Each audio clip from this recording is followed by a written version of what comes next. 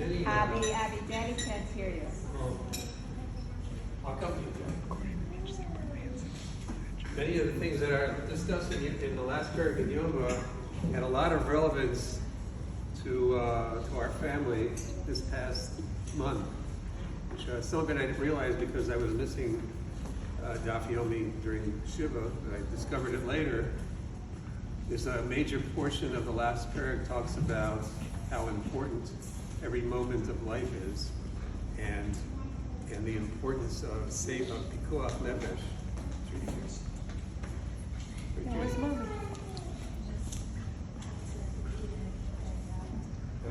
She went out to Lee and to what you're going to read. Okay, I'll tell her later then.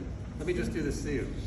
But I think it's Lee and Abba who were supposed to be here for the Siyum. I think that's when she was. They had to leave? So why is she still there? Okay, let's just go to the Siyum. Maybe we'll discuss this another time. I think it was very relevant.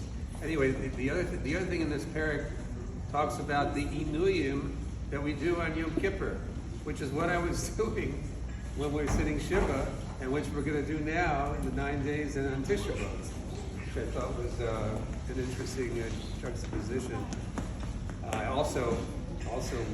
Last week Sedra, in the middle of the Shloshim, talked about, at the beginning of Matos, talked about the inuyim that a woman would make a neder for herself to deprive herself of some certain things, and we have the lashon in the pasuk of Hashem Yislach Lo, just like on Yom Kippur, and it talks about and it uses the word inui, just like the lashon of inui on Yom Kippur. All of these things came together in this past month, which I have a lot to say about, but I'm not going to say it because Judy will get angry if she hears that I talked about this. So instead, She'll be angry now with that. I'll bet I'm right.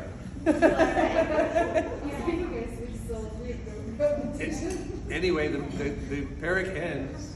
The parak ends discussing one of the particular inuyim, and the parak says that if a person is able to not have the suffering of one of these inuyim that he has to do on Yom Kippur, and he makes it through Yom Kippur, and he doesn't have any suffering whatsoever for this particular inui, then clearly HaKadosh Baruch Hu is rewarding him.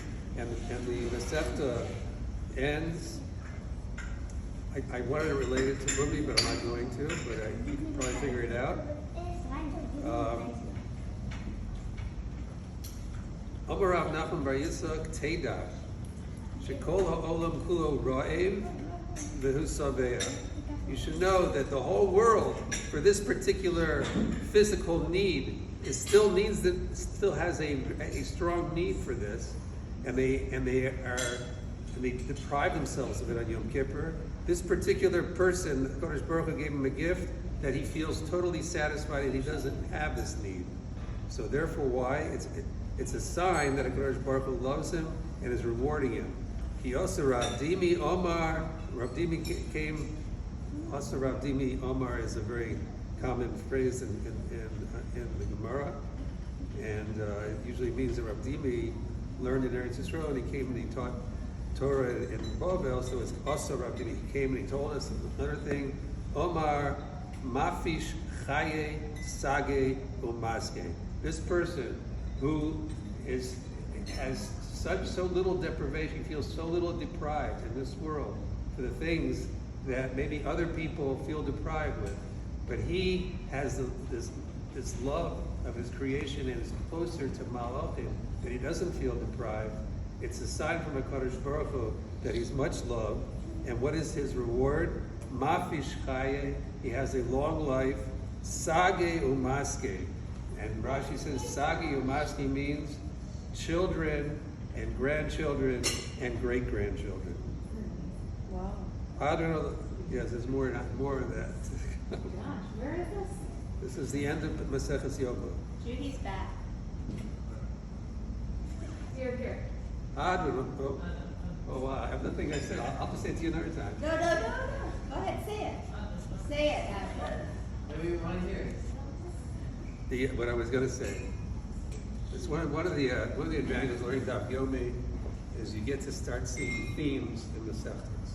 And there are, the theme of Siyum Yoma, I think is, well, first of all, I think there's a major tension between different parts of Yoma, but one of them in the last parak, while we were sitting Shiva, while I was missing, and then in the Shloshim, talked about the importance of Pikuach Nefesh, that if you find somebody under a gal, they brought it down, they compared it to the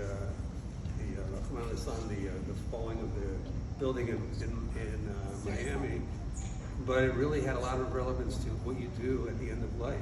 They talked about how the Pikuach Nefesh is so strong that if there's a suffix, if somebody is alive or not, you have to take away the rubble that may have fallen on them. But if you find that they're still breathing, you get to their nose, which really gets to what I wanted to say about all these Inuyim. When you get to their nose, and you still see they're still breathing, you have to go ahead and remove the rubble.